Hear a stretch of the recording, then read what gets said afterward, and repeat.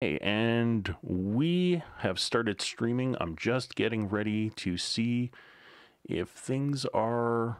We are live. Okay, so we are now officially live on YouTube on our channel for the very first time.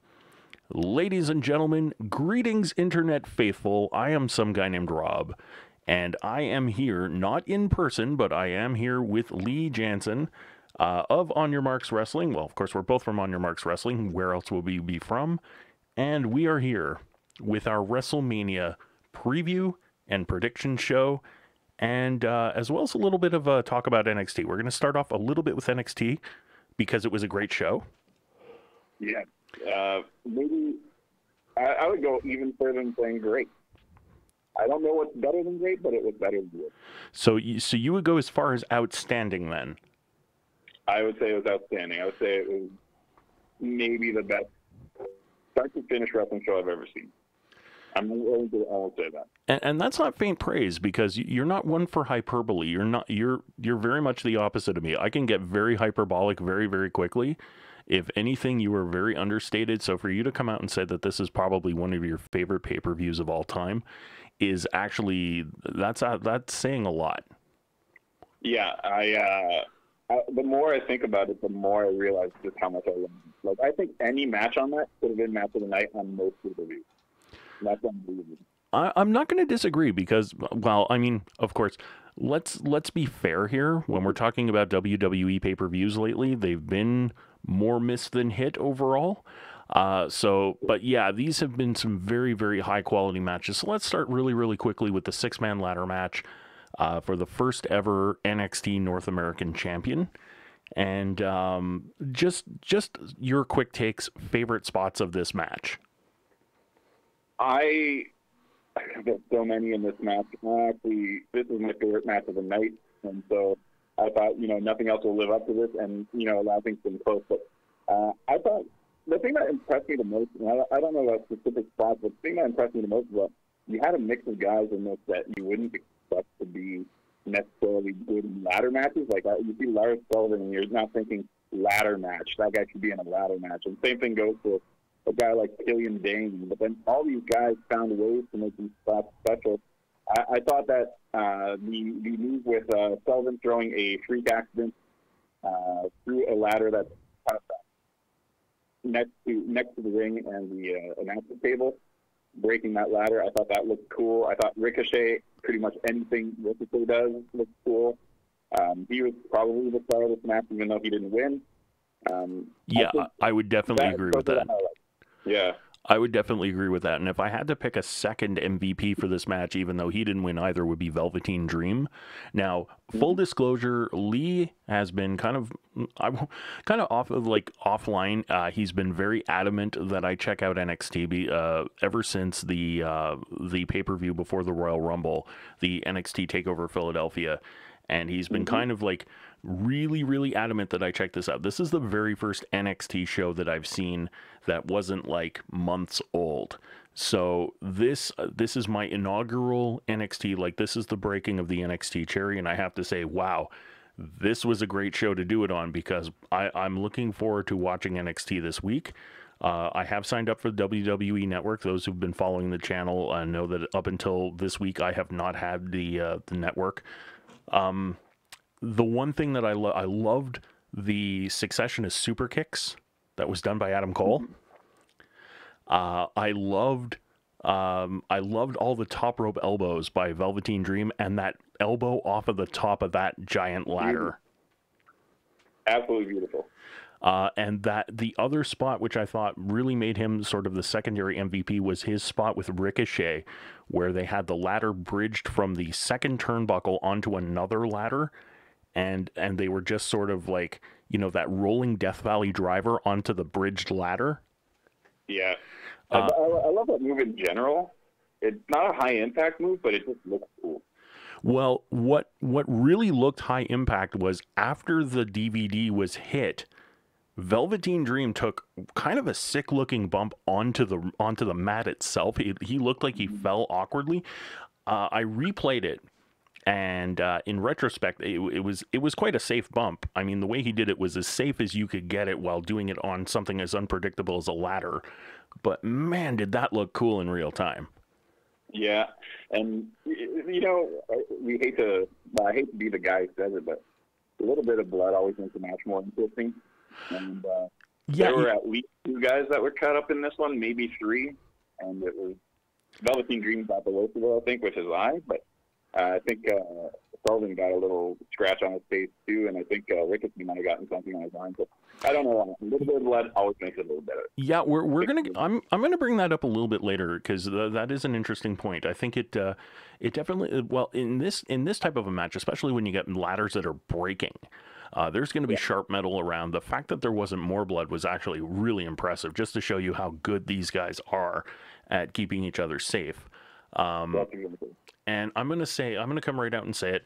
This is the second favorite match of mine that features a ladder in it prominently, with my first being TLC 2. I think TLC 2 at WrestleMania X7, that's going to hold a very special place in my heart for the time when I was a wrestling fan, the 3 teams that are involved, and just the incredible amount of 6 spots that were in that match with the tables and the ladders and the chairs. But as a standalone ladder match, this is easily my favorite standalone ladder match of all time. I can't disagree. I thought it was the only other one that kind of I would even throw in comparison probably Shawn Michaels versus Razor Ramon, and that was more innovative than it was kind of. Well, that was more because it was really the first time you saw it in a mainstream match. I mean, it wasn't the first time WWE had done it, and it wasn't even the first televised one, I don't think, but it was the first mainstream televised one. It wasn't like one of those, Tuesday Titan type of things. That was sort of like, hey, this is a ladder match on the biggest show possible. Yeah. All right, so let's move quickly to Ember Moon versus Shayna Baszler for the NXT Women's Championship. Your thoughts on the match? I like this match less for the wrestling, more for the story that's told. Well, it was still good wrestling, but Shayna Baszler was just intimidating, and it was kind of fun to see her in a vulnerable position for a minute with the arm. The arm-breaking spot, all that stuff. I thought the highlight of this match was not one specific move, but rather when Baszler kind of jammed her shoulder back into place by running into a post and stuff like that. I thought it had a brutality to it that most women's matches don't have. But I thought it was a really fun match. I did not expect Baszler to win. I actually thought they would find a way to make her lose, even though she's come close a couple times. But I think it's cool that they put the title on her. I think it kind of plays into the Rousey story for tonight. Yeah, I would agree. And we spoke about this before we started the live stream. We spoke about this a little bit earlier today. I thought, now, full disclosure again, I watched NXT TakeOver Philadelphia last night. So I had seen their previous match on TakeOver where basically, like, after the match, Baszler just basically ripped Ember Moon's arm out of its socket right before the Royal Rumble. And you actually had to explain all that to me while the Rumble was going on, what was going on, because I hadn't seen the match at that time. I thought the wrestling in the first match, I agree, was better. But the story that was told in this match was a fantastic continuation of what happened after the match in Philadelphia. Mm. All right, so let's see, moving along here, and for those of you who are listening, the reason why we're kind of like not really railroading through it, I mean, Lee's already put up his review, and this is mostly a WrestleMania show, so we're trying to focus as much as we can on the big show, but this was just a great pay-per-view, and honestly, it deserves some time, but we want to make sure that we don't run too late and we don't run into the pre-show, because we do have a lot of matches for WrestleMania to talk about. But third match on the card, Roderick Strong and Pete Dunne versus Undisputed Era versus Authors of Pain. Yeah, my opinions on this one was, again, NXT is always good at tag team matches. If there's one thing they do better than anybody else, it's their tag team division. And this match was pretty good. I would say on most matches, like, well, this was better than pretty good. It was great. But it just, compared to some of the other matches of that last night, I just found it was maybe the second worst match, which is still like an 8 out of 10, 8.5 out of 10 kind of match. The match itself was very good. The ending, obviously, with the twist, was great. Perfect. It was exactly what we needed. You took a match that was going to be outshined by some other matches, and you made it shine on its own in a different way. I thought it was perfect. I'm going to let you expand on it, though. Yeah. Now, there was one thing about the end of the match that I found a little bit interesting, and that was from the commentary team. Because when they had all gone up back to the stage after Roderick Strong put on the armband, they all walked back up to the ramp. They all met up with Fish at the top of the ramp, and they had the big ovation. One of the announcers, and again, I don't know the announcing team, so people are going to have to be a little bit forgiving of this. They had said that Roderick Strong had always wanted to be a champion in NXT, which I found really funny because he actually prevented himself from winning the tag team match. That's true. I thought that was kind of the dynamic they went for, is the fact that being part of this undisputed era seems to be more important to him than winning a tag team championship. It is very silly. So you're wondering, is there financial motivation? Is there other motivation behind it? Yeah, and I'm wondering, because I know now, and this is kind of going back, like, going back to the classic era of, like, the Four Horsemen. And I'm seeing a very, very strong comparison here between the Undisputed Era and possibly the old school NWA Four Horsemen, where it's like being a member of the Horsemen is bigger than anything else in the world. I'm wondering if they maybe would have wanted to, have the announcers make that more clear, that it was, it was one of those things where it was more about pride and respect and all of that, rather than, having an actual championship title belt. It could have been. I suppose you could also kind of argue that once you're in the faction, as long as the faction is a champion, you're a champion. So Strong did not lose the tag team championship because the Undisputed Era has the tag team championship, and he's part of the Undisputed Era. And that's true. And they do defend using the Freebird rule. So he is in theory 1/4 of the tag team champions. In theory. I don't know if the Freebird rules works in NXT, but if it does, he is. One thing I will say, spot of the match, as far as I'm concerned, was that powerbomb neckbreaker by the Authors of Pain. That looked absolutely sick. They've used it a couple times in a row now, and it's way better than their finisher. I'm wondering if that's going to be their finisher when they move up to the main roster. It should be. It looks way better. Now, question for you. With WrestleMania coming and like big shakeups coming in the tag team division in general, do you think the AOP losing this match sort of releases them and frees them up to join the main roster as of maybe even as early as tomorrow? You're thinking right along the lines with me. I was thinking, I don't see a purpose in keeping them down there. I really don't. I think you can kind of replace AOP pretty quickly. They just signed the War Machine out of New Japan. And they're a very similar tag team. They're kind of like Bludgeon Brothers, that kind of tag team. I would say they're even better than the Bludgeon Brothers. Pardon me? I would say that they're a step above the Bludgeon Brothers easily. Oh, they are. What I'm saying is War Machine is kind of similar to Bludgeon Brothers. Oh, okay. And Bludgeon Brothers kind of would still... They're all kind of in that big, burly, will be anybody up tag team kind of mold. So, yeah, I might have been spoken there. But, yeah, I kind of pair all three in the same group, but I do think AOC is actually a better act. Yeah, and having a legend like Paul Ellering, who's been around, since the days of the NWA. He's worked, obviously, with one of the biggest tag teams ever. A little tag team that some people may have heard of called the Road Warriors. That can't hurt at all. You're completely wrong. It's the Legion of Doom, okay? I wonder how many people could accurately name all the members of the original Legion of Doom. I think that would be an interesting trivia question. People who could name them without looking them up.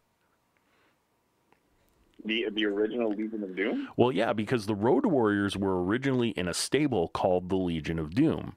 That's kind of I'm pretty sure that's where the WWE got that name from.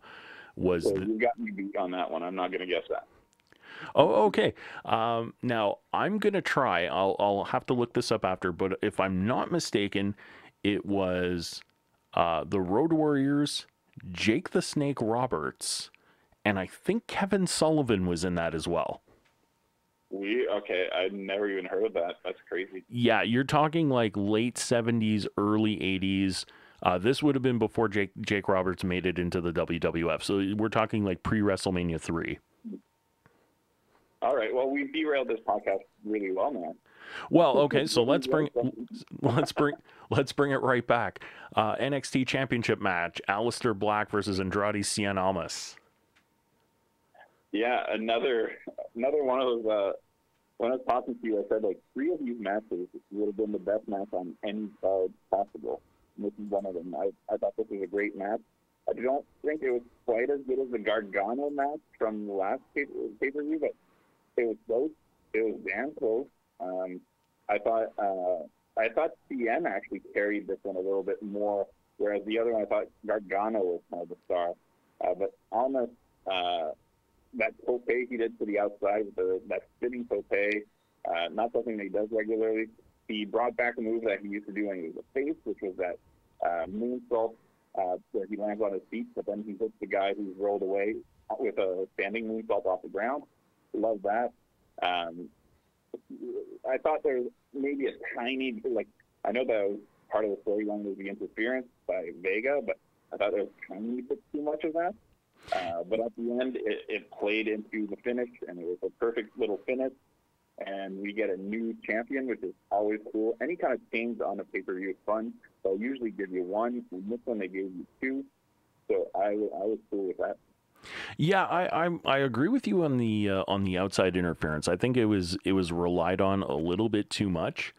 It's distraction after distraction. I mean, after the Hurricane Rana that sent Aleister Black into the steel steps, I thought that was good. I thought the holding of the foot was good, and I think if you would stop there and just come up with maybe a little bit more of a clever finish, I think it would have been a much better match. I agree that it's not as good as the Gargano match from NXT Takeover Philadelphia, but it was still a pretty good match. Actually, I'm going to come out and say a sort of bold opinion here. I actually thought this was the weakest match on the whole card, just to give you an idea of how strong this card was. Really, I still would rank it the 3rd best match of the night. All right. Well, we'll agree to disagree on that, but we'll take it now into the main event, which is the unsanctioned match of Johnny Gargano versus Tommaso Ciampa. Wow, this one, yeah. I think it's hard to say anybody was the star of this match, but for some reason I thought Ciampa was a little bit more important for this match than Gargano, even though people's love of Gargano played a big part. The crowd was crazy for this. We got all sorts of cool chants. Less cool chants if you had kids in the audience, but whatever. It's because you heard the F word. So you get a bunch of things shouted at Ciampa. At one point, Ciampa's running into the announcer's table, and the crowd starts cheering "Mamma Mia." I loved it. Yeah, that was great. That was great. You know what, though? I think with this match having taken place, Ciampa has proven that he is one ready to be top heel in NXT for sure. He's probably now the top heel. He could now move on to the main roster if he wanted to right now. He could go straight to the main roster, do exactly what he's doing now, and he would succeed. If you were to take a step back and say, like, in all of wrestling, who's the biggest heel right now, it would be probably Cody Rhodes, and then Ciampa. Ciampa would be number 2. And Ciampa might be the bigger heel, just that he's not as exposed as Rhodes is. I would agree. I mean, well, and I don't follow New Japan all that much. I try as much as I can. I try and grab the free stuff off of like sites that have free matches that are actually free and not pirated matches. You know, the whole thing that blew up on Twitter with him and Disco Inferno, which I thought was fantastic. Yeah, Cody Rhodes, since leaving the WWE, has gone through a major renaissance. He is the man right now. But yeah, Ciampa is really damn good, and he is like in that vein of those really, you know, intense cerebral type of villains. You know, he reminds me of when Jake the Snake was one sober and two at his best as a heel. Like WrestleMania, was it five? No, it wasn't five. It would be like what, 6 or 7? Yeah, around that range when he is it when he's doing the Muscle Man stuff or when he was doing the Undertaker stuff? Yeah, against the Warrior, against the Undertaker, and stuff like that. Like just that mind, he's able to do those kind of quiet but super intense promos, which I love. And the important thing about Ciampa, well, not the important thing, but moving forward for Ciampa, I think the good thing is like he's just big enough to be that guy. Like if he was 10 pounds smaller, I don't think you could see him moving up in any way. But just because he's like 210 pounds, he's still big enough that he can be that kind of star villain guy.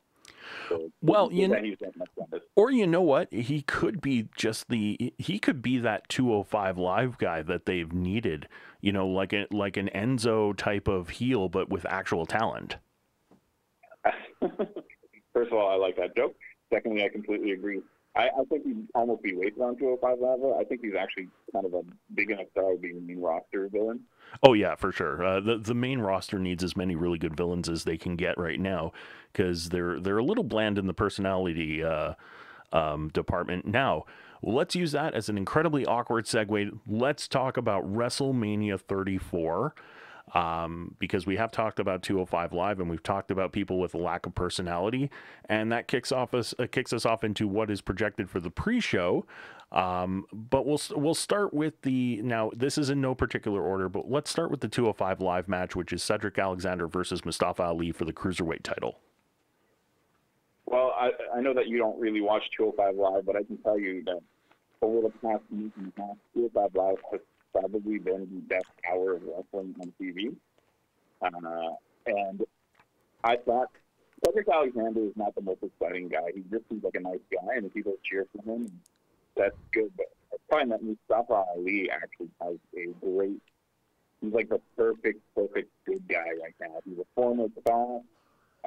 He's got a name that makes it, like, part of the story is that, like, he's got a name that makes you think he's a heel in any other era. But in this era, he's a good guy. The high flyer, he's dynamic in the ring. He's been cutting some really solid promos. They're a little bit kind of admitting a little bit, but then saying I'm wrong kind of deal. He's been doing a great job. They had a match on 205 Live a few weeks back. I didn't see it live, but I did go back and watch it, and it's unbelievable. It was basically them trying to save 205 Live, in my opinion. It was right after Enzo Amore got fired. And that match is unbelievable, and since then, 205 Live has been very good. So, yeah, I see only good things from these guys. My prediction is that Alexander wins it, because he's the guy who's always been close but never quite won it. My preference would be for Ali to win. I think he's just got a little bit more personality. I think he's very deserving. I think it'd be nice to see someone who looks a little different to be a champion. Yeah, that's what I'd like to see. You know what? I'm actually going to go with Mustafa Ali for the win. I think one of the things that and this is based solely on everything that you have told me about 205 Live, sort of offline, in private messages and stuff on Facebook, when we talk about wrestling, is you've been talking about the promos of Alexander and the sort of the heart and soul promo that they did. I have a feeling that they're going to use this so close but yet so far thing, maybe to turn Alexander heel and have him lose the match here at WrestleMania, whether it's on the pre-show or on the main show. It looks like it's going to be on the pre-show, and just have him turn on Ali and then turn that into a real bona fide feud.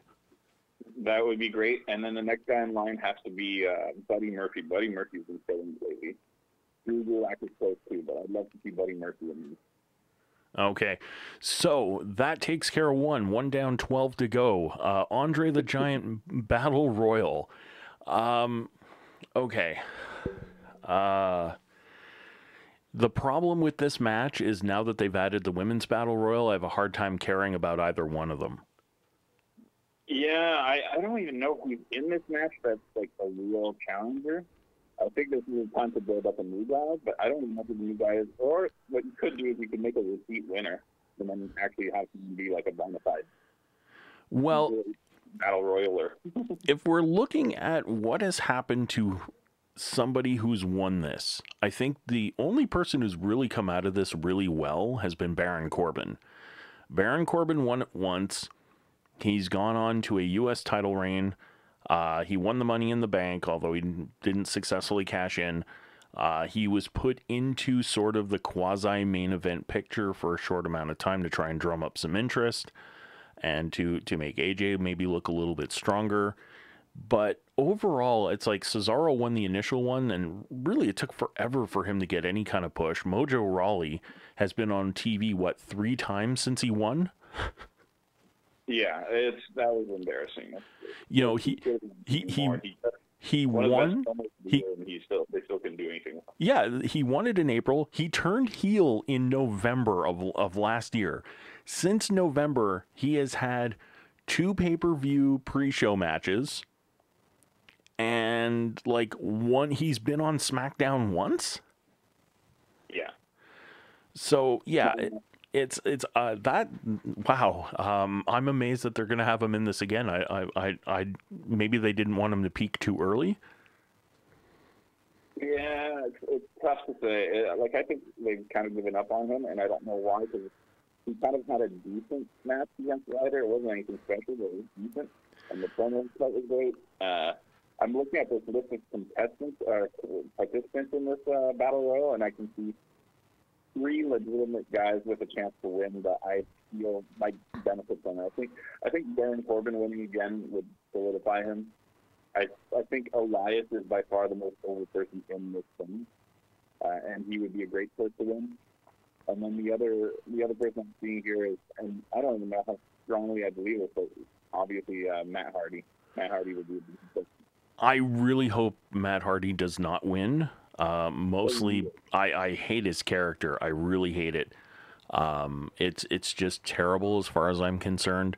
I went back and I tried to watch some of the TNA stuff when he did it originally. It was admittedly done better there, but it was still it still irritated me quite a bit. But I know why TNA did it. They were super desperate at the time. They needed somebody to watch their show for any reason whatsoever, because it sure as hell wasn't going to be for wrestling. So they turned it into sort of a circus sideshow, but they really didn't need to. You know that we differ on this one. I actually like the broken gimmick. The Woken thing hasn't been hitting as much for me, but I don't think it's a desperation thing. I think a guy tried something completely different. And even though it might not be perfect, it's just so much different than everything else that you're fed continuously week after week after week that you go for it. Like, I don't like Indian food. Once every 3 months or so, I eat Indian food, and it feels so special because I don't eat it much. No, the same idea. Yeah, I get where you're coming from. I totally get where you're coming from. It comes down to personal preference. I think for me, it's just they put way too much emphasis on the wrong aspects of the broken character for the Woken character, and it gets to the point now where I see his face pop up on TV and the mute button hits right away. I don't even want to hear what he has to say. It's just if you were to take all of the Ultimate Warrior's promos, take transcripts, throw every individual word into a blender or a bingo cage, you pull out about 5 paragraphs of random words, and then have Damian Sandow read it out in like his doing a Blue Bloods impersonation. I think that's what it comes across as to me. Fair enough. We'll agree to disagree on that one. All right. So who are you actually going to try and pick for the? I think it's Elias. I think it's Elias. It has to be Elias. He's by far the most ready to be the star out of that group. I think, okay, I'm going to go if it's people that we know, and of course, this is sort of, these things are also wild cards because you're probably going to have some NXT guys in here just to beef things up. I think it's either going to be Elias, I'll agree with you there, or it's going to be an NXT call up that they're trying to push really hard right away. Yeah, I should mention. I was working based on the list I'm seeing on the site right now, but yeah, it will probably be some others. Yeah, because you're always going to have a surprise entrance or two. And I guess surprise entrance, there's going to have to be a lot of them for the next match. Women's Battle Royal, where they've changed the name. From the Fabulous Moolah to the WrestleMania Women's Battle Royal. And they changed the trophy so it no longer looks like Andre the Giant in drag. It now looks like a gold cast of the female reproductive system. And I was about to say I like it, but maybe that's why. It's instead of the Intercontinental, it's the Interuterine Championship. I'm going to say, I wish that WWE would take their trophies and put them under a shrink ray and just make them reasonably sized so that the person can carry it and lift it up and look normal when they win. Yeah, no, but then that's not grand and it's not like a big spectacle, and then it's not like I agree with you. It should be like a regular size thing that people can actually lift up and kind of hold like a title. Make it an actual ring, or make it a different kind of belt. Make it like 6 pounds per the ring. Do something like that. Make it a. Yeah. I don't disagree. I mean, this is something they could have done something a lot more special with. Now, first of all, the one thing they could have done to make it a lot more special was move it to SummerSlam, so you're not getting Battle Royal fatigue. Because whichever one goes on first is going to be the only one that generates any interest. The second one is going to bore the crowd to tears. Yeah, well, I don't know if that's the case, but I think you're right. Though there's fatigue in general. You're coming off the Royal Rumble, and then you have this. Why not move both to the? It's hard to move both, but yeah, give other people paydays on SummerSlam. I like the idea of splitting somehow. I don't care what the moves, but one should move. Well, the main difference with the Royal Rumble, there's two things with the Royal Rumble that make it, at least you can have two of them on the same show, is one, not everybody starts in the ring at the same time. So you have the who's next factor.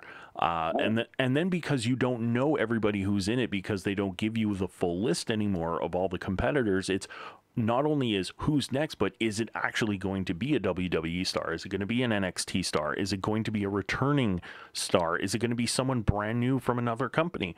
Can you imagine how the crowd would have lost their mind if Rosemary from Impact would have shown up at the Royal Rumble? Sure. My thing was more saying that, like, you have Royal Rumble, and 2 months later you have WrestleMania, where you have 2 other essentially Battle Royal. Yeah, it's a lot. A lot of over the topness for the beginning of the year. So yeah, over the topnicity. I don't know. We need to trademark like one of those terms. Just make it like one of those. You know how like Wrestling with Regret has benjables? We're gonna have like over the topnicity or something. Turn it into a T-shirt. Who knows? Okay. This match of all the matches on the card is probably the one that's had the least amount of build. In spite of all the promo packages and the video highlight packages, they really haven't done a whole lot. SmackDown did absolutely nothing on the Go Home show to promote it. And Raw really didn't do a whole lot either. No, you're right. It's a throw-in. So, in my opinion, there's 3 people who can win this legitimately, and I'm going to eliminate 2 of them because they have their own program going. I think Bayley and Sasha Banks are going to kind of find a way to eliminate each other to not win. Yep. And the only other woman who has looked good in the last 3 weeks and looks strong for this has been Becky Lynch. I cannot echo your feelings more. Those are exactly what I was going to say. That's exactly what I was going to suggest. So the only other person I could see sneaking in there would be like a Ruby Riott if she established herself enough on that last pay-per-view that they want to start something with her and someone else. Maybe But no, I completely agree. Well, I can see maybe Ruby Riott being one of the last four, and you have sort of your last 4 or 5 being Riott and Becky, and then you got the Sasha Bailey thing going. To the last, they'll make it toward the end, but I think in the end, Becky Lynch is she needs this one. She really does.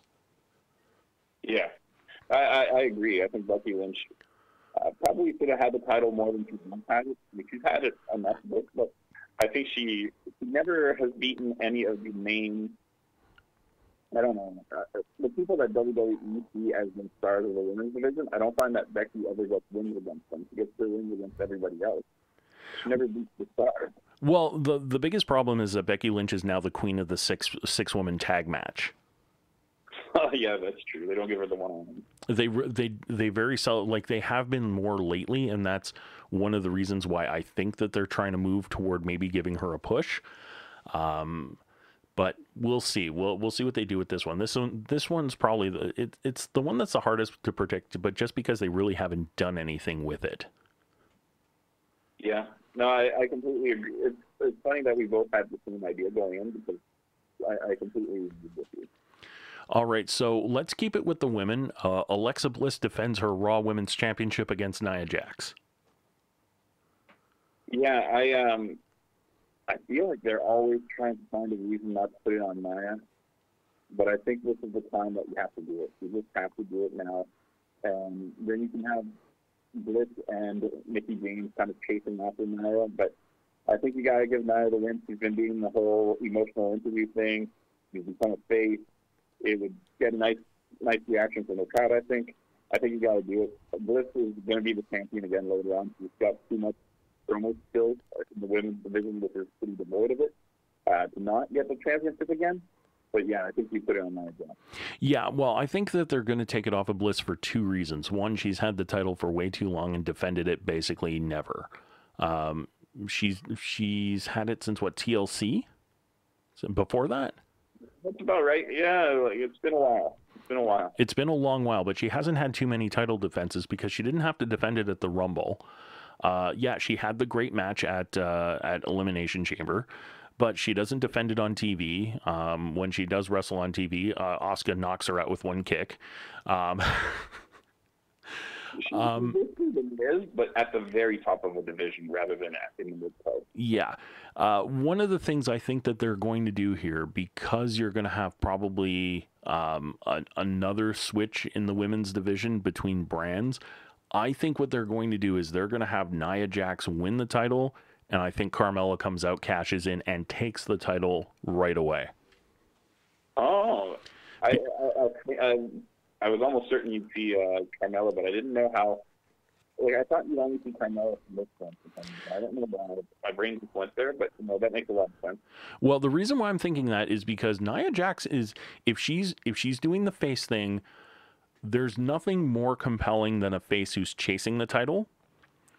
When a face has the title, I mean, and not that Nia Jax wouldn't generate enough interest, but I think having her chase after the title a little bit longer, because this particular setup was put together pretty quickly. Like, it was put together, 2-3 weeks ago at most. Yeah. So giving Nia an extended run, first of all, give her the title and see how the crowd reacts. Because who knows, maybe they won't like it. I doubt that highly, but you can do that. Then you can also see what kind of heat Carmella would generate as a champion. That's true. Yeah, and like they've done that kind of short-lived championship, kind of the face afterwards, and it worked wonders for Roman Reigns.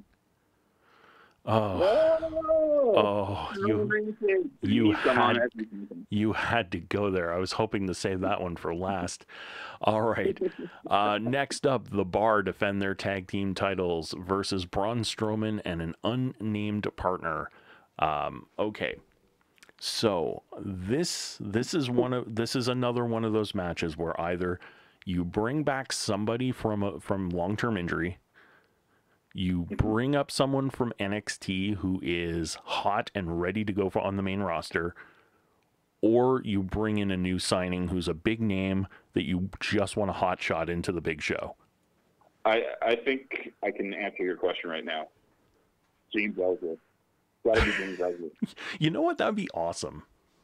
And I heard he's in New Orleans, but so is every professional wrestler in the world right now. Yeah, with WrestleCon going, like I've heard Bobby Lashley's name come up. I've heard, I mean, I keep hearing Rey Mysterio. I don't know why. That makes no sense. I'd love to see Neville. Oh, Neville would be an amazing place. Oh my God. Okay, I miss Neville. Yeah, I mean, it could be one of those things. Like, I mean, we can speculate for days and days of what this, who it could be, but who do you think's actually going to win the match? It pains me to say this because like they always find a reason not to give Braun Strowman a title. Like he still doesn't have a title, and he's been the most kind of over guy for the past year and a half or a year on WWE. On Raw. I don't think they win. I think the Bar keeps the championship somehow. Now, obviously, this isn't going to be a clean finish. No. If Strowman gets beaten, it's either his partner gets beaten while he's distracted by something, or it's. Sorry, I shouldn't necessarily say that I think the Bar wins. I should say I think the Bar wins. So yeah, I think there's going to be something that happens. Yeah, I would really now. The one thing that bothers me is that they're making him choose a partner, because I think it would be really awesome to announce one person as the Raw Tag Team Champions. That's right. I think JoJo on Monday Night Raw tomorrow night going and introducing he is the WWE Raw Tag Team Champions. I think that would be awesome. That would be great TV. But yeah, I'm with you on that. It doesn't look like it's going to happen. You know what? I'm going to go out on a limb and I'm going to say that Strowman does win. Team Strowman does win, but with a caveat that that's not probably going to last as long as tomorrow night. And they're going to do it. I just got another idea. Are you ready? I'm ready. Am I interrupting you enough? I'm sitting down. Okay. I've been hearing, and I don't know how much kind of validity there is to this, but there have been rumors that they're trying to get Hulk Hogan back in the fold to be the general manager of SmackDown. I would love to see Hulk Hogan as Strowman's partner. Just don't even make him do anything. Just stand there. That would be interesting. Yeah. Like it. That's definitely out there. It you know what? It would generate some interest. It would get a lot of people talking. I don't think that's going to happen though. No, I don't either. Okay. We move into the Fatal 4-Way for the United States Championship. Randy Orton versus Bobby Roode versus Jinder Mahal versus Rusev. I guess you usually open these, but I want to speak on this one. I'm going to say this match did not have me interested until Rusev was in there. I think the crowd's going to go crazy for this. Oh, yeah. And I really hope he wins. You know what? They owe it to him for what they did to him against John Cena. They really owe it to him. Probably one of the best WrestleMania entrances of all time. The guy had been undefeated. He'd been undefeated for about a year. He was the biggest. He was probably one of the biggest heels in the company, and then they turned him into a jobber to the stars, and he got himself over to the point where they had no choice but to put him in this to avoid riots, I think. I agree, and I find that Mahal has been criticized for years plus over his run, and I feel like he deserves a little bit of credit leading into this match. I found Mahal's been a more compelling character in this match than either Orton or Roode, I believe. Well, he's been the glue that's held this match together. Pardon me? Jinder Mahal has been the glue that's held all these four guys together. I agree. He's not a spectacular wrestler, but he doesn't hurt. He doesn't. Like, he's not. I don't think he's a bad wrestler. He's just kind of like, he's there. But yeah, his intro, his goading the guys on and stuff like that. Sunil Singh's intro the other day. Oh, that was great. Mahal has actually been pretty entertaining since he lost the title. More entertaining than he was champion. Yeah, he has. He kind of reminds me now, of course, in terms of wrestling ability. You're don't don't don't freak out when you hear me make this comparison, because in terms of wrestling ability, there's absolutely no question. But he reminds me of like a Rick Rude or a Mr. Perfect type of heel, where it's like without a championship belt, he's much more interesting. Mm. Even though Yeah, those other two guys could, wrestle circles around him. But yeah, it's okay. So you think they're going to put this on Rusev? I feel like it's the move. I actually feel like they're going to do it this time. I feel like this is the time. I can't see them putting on anyone else. If it's not Rusev, I think Orton retains. You know what? I think if it's not Rusev, they're going to have Jinder Mahal pin Rusev, and they're going to put a program of those two together. I didn't even think of that, but that's all right. So we'll see. I would love to see Rusev.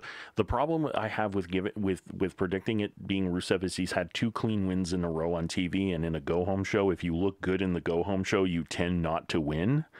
So having 2, it's almost like he should have lost those 2 matches. But yeah, I really hope they put it on Rusev, because honestly, like after Philadelphia and the absolute deafening Rusev Day chant when he came out first, I think the only pop that was bigger than Rusev's in the Royal Rumble was for Nakamura. Yeah, and I don't know if you saw the video, but there was a video of the crowd heading into NXT Takeover, and they're all cheering Rusev Day on the left.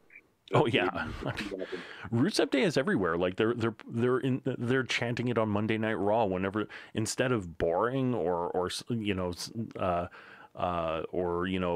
other chants that people were doing, they're doing a Rusev Day chant, because the fans are like, give us more Rusev. We want Rusev.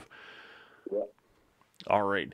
We're gonna keep it with the men's sort of mid card title. The Miz defense against Seth Rollins and Finn Balor. Yeah, this has a chance of being absolutely nice. There's a lot of talent in that ring. Last week's match between Rollins and Balor was unbelievable. I thought it was great. I wish I would have seen more of it. We went commercial points during the match. I feel like Miz with the title is really good. Without the title is also really good. So we can probably get value about it. Balor, I feel, needs to be a little higher. I actually would probably put it up. I would put the title on Rollins. I know it's a weird pick. I feel like he's probably the pick that most people would not choose in this match. But I actually think Rollins could use it the most. I think Balor should be a team title for sure. I think what they're going to do, I also think they're going to put it on Rollins, and I think they're going to, one, give Miz a little bit of time off. Wouldn't be surprised if you saw Miz get hurt in this match, so he could go home and be a father for a couple of weeks. I think that they're going to use this loss of the IC title to propel him into the world title picture. That would be. I think that guy deserves another title run. Like world title run. Never gotten it. Well, they're going to need someone strong like The Miz to put over a guy like Roman Reigns. Because, spoiler alert, he's going to win the Universal title. We don't even really have to talk about that one. So they're going to need somebody for Reigns to go against, because they need someone who can draw the heat so Reigns has a chance of getting over as a face. I feel like I still don't think that happens. I think Miz comes up into the face in that matchup. But I agree with you. Like, he's the most likely to be able to do it. Oh yeah. Well, I mean, if when The Rock can't get you over in front of a live crowd, you've got an uphill battle to face. I mean, it's taken everything that Paul Heyman has had. He's pulled every trick out of his bag, and they just barely got him a face pop on Raw this past week. So, moving to SmackDown, Daniel Bryan and Shane McMahon versus Kevin Owens and Sami Zayn. I've heard a lot of rumors about Shane turning on Daniel Bryan, Daniel Bryan turning on Shane. What are your thoughts? Well, I haven't heard any of those rumors, but that seems like a logic. Like, we need to get Zayn and Owens back into the fold. So I feel like there will be some kind of dissension that has to occur for this to happen. The other route is to go in, and I have no clue if it would go in that, but you keep Owens and you actually make Shane and Daniel Bryan win, and then Stephanie and Triple H walk into the ring and they offer contract to Owens and Zayn right away, kind of sign them over. I don't know if they're fired from WWE or if they're fired from SmackDown, but I feel like you could do a thing like that if you wanted to get Daniel Bryan a WrestleMania win. Well, but yeah, I kind of agree with those general rumors. It seems like the logical thing. Just get Daniel Bryan and Shane to disagree on something. Now, it's very telling on the Go Home show that Daniel Bryan was very specific when Sami Zayn and Kevin Owens were climbing up the stairs. He said, turn on your cell phones because this is the last time you'll see them on SmackDown or on a SmackDown show. I think, and again, I like this move because it lets you do the superstar shakeup without needing a superstar shakeup. You can move 2 guys to Raw. Carmella, you can move her to Raw by having her try and cash in. Asuka will likely be going over to SmackDown. You can do this in an organic way that doesn't involve a stupid draft. I don't mind the draft, but I agree with you. I like when it's a little bit more organic or storyline driven, like she didn't want. Okay, we're gonna stick with SmackDown. SmackDown Women's Championship. Charlotte defends against Asuka. I still want Asuka to win. I don't know why. I like the undefeatedness to last a little bit longer. I think Charlotte should be the person to beat her, but I think it should take more than one try. That's kind of where I'm at, but I feel like if there's ever a time for her to lose it, I think this is who she loses to. I think there's no doubt that she loses to Charlotte eventually. Yeah, I agree. Eventually, that's a good plan. Maybe at SummerSlam, maybe Survivor Series of this year, or who knows, maybe Royal Rumble next year. But I do agree. The one thing with this match is if you go through the trouble of keeping that undefeated streak, keeping the booking going, having her win the Royal Rumble, keeping the putting the undefeated streak on the line constantly, doing the whole mixed match challenge where they're constantly talking about the streak, and then you ended at WrestleMania, you've kind of done all that for nothing. You've done this gigantic build for what is essentially an anticlimax. Yeah, I agree. You want to, and also what this does is it lets Charlotte turn heel, because let's face it, she's kind of boring as a face. You're right. She's way better as a heel. No doubt. So we'll move right along because we're getting close to the kickoff show. Kurt Angle and Ronda Rousey versus Triple H and Stephanie McMahon. I have a bold prediction because no matter who wins this match, it invites more instances of Stephanie McMahon being on live TV. I'm going to say that no matter what happens, the audience of the WWE loses. That's completely fair. But I will say Rousey and Angle go over him.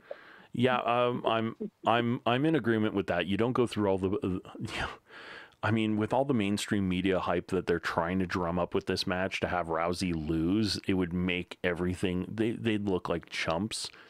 It would devalue everything so much. It's probably the second most foregone conclusion on the card, with the exception of the Universal Championship. So we'll move right along to what will probably be the match of the night: AJ Styles versus Shinsuke Nakamura. Can I suggest that we do another match before that one? Just because I think we have better matches. But well, the only SmackDown title championship, tag title. Oh yeah, that's right. I forgot to mention that one. Yeah. Yeah, Usos versus the New Day versus the Bludgeon Brothers. I'm sorry, I completely I had it on my list. I skipped over it. That's absolutely fine, but I think that has a chance of being the match of the night, potentially, if it's given a time. And I would love to see the Bludgeon Brothers win this one. I actually really like Luke Harper, and I think he deserves something. And Eric Rowan, whatever, he's there. But I love Luke Harper, and I really feel like he's deserving of something. And I like those other two tag teams essentially kind of fighting to chase the Bludgeon Brothers. I like that idea as well. I like one more idea slightly better. Usos, New Day, Bludgeon Brothers. Bludgeon Brothers pull it out at the end. The New Day and the Usos are kind of laid out, not quite as bad as they were at Fastlane. And as the Bludgeon Brothers are kind of making their way back up the ramp, out come the Authors of Pain and just stare them down. Oh, that would be perfect. That would be the best. Would that not be an epic moment, even if they don't have a physical altercation, just to have Akam and Razar come out and just stand there, not even unmask, just stand there? I love it. I would pay to see that. Like, I would pay an extra $10 for that. Right now.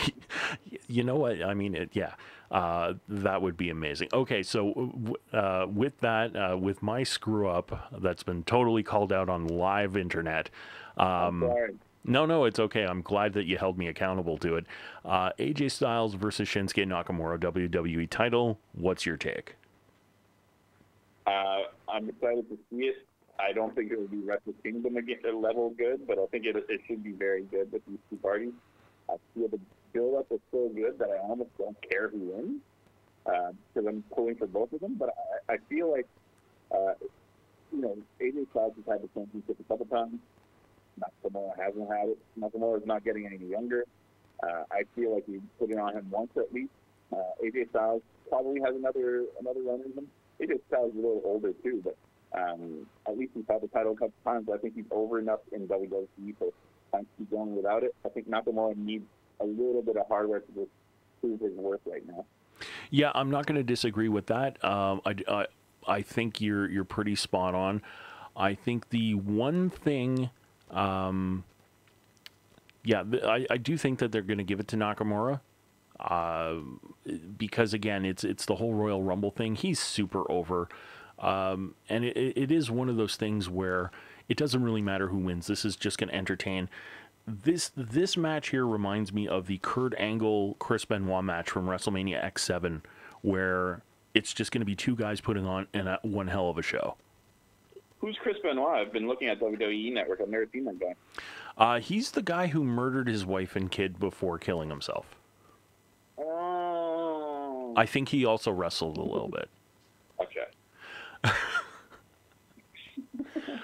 We are going to get so much hate in the comments, and I don't care.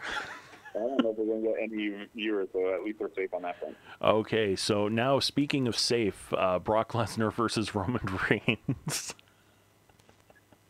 So who do you think is going to win this? Oh, God. You know what? The only question is going to be what pun on the name Reigns are they going to use as the headline on WWE.com to describe the victory? You know, like Roman Reigns is supreme or something like that. Achievement. Yeah, it's pretty much that's all. That it's all but in the cards.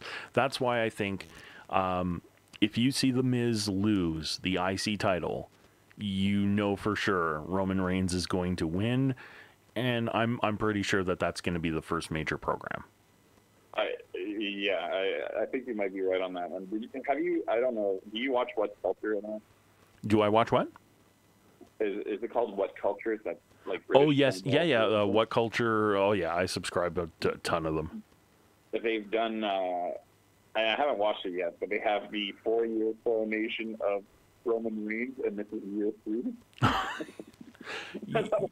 You're going to enjoy it. I mean, this is like the most as soon as the Undertaker was defeated, everybody knew that WrestleMania was going to be in New Orleans, where Brock Lesnar beat the Undertaker, and it was going to be the only two guys who've ever beaten the Undertaker in the building where the Undertaker streak was broken. You knew this was coming. Helen Keller would. I think it was Brian Zane from Wrestling with Regret said it's one of those things where Stevie Wonder turned to Helen Keller and said it. She'd look back and go, "Hey, no shit." Yeah. I do have so that kind of concludes the predictions, but I have another question for you. What happens with Cena and Undertaker at this event? Anything? Nothing? If there is a Cena Undertaker confrontation, altercation, I'm coming out with another bold prediction. 100% guarantee that I won't care. That's a strong percentage. I mean, I'd go, 90-10.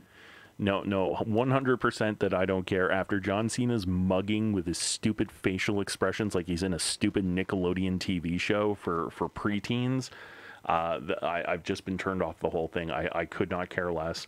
That will be my piss break. I would love it. The only way I would like it is if Undertaker came out and just like, and we went down with the match and like that. It would just be the disgusting punch, and then you just move on. I'd be okay with that. Yeah,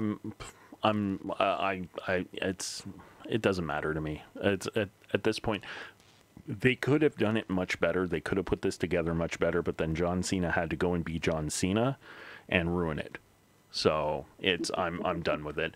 All right, so that is the predictions show along with our NXT TakeOver New Orleans review. The WrestleMania festivities have just kicked off. It's just a few minutes past 5, so we're going to cut it here. Everybody, have yourselves a great Rusev Day and enjoy WrestleMania. Thanks for listening.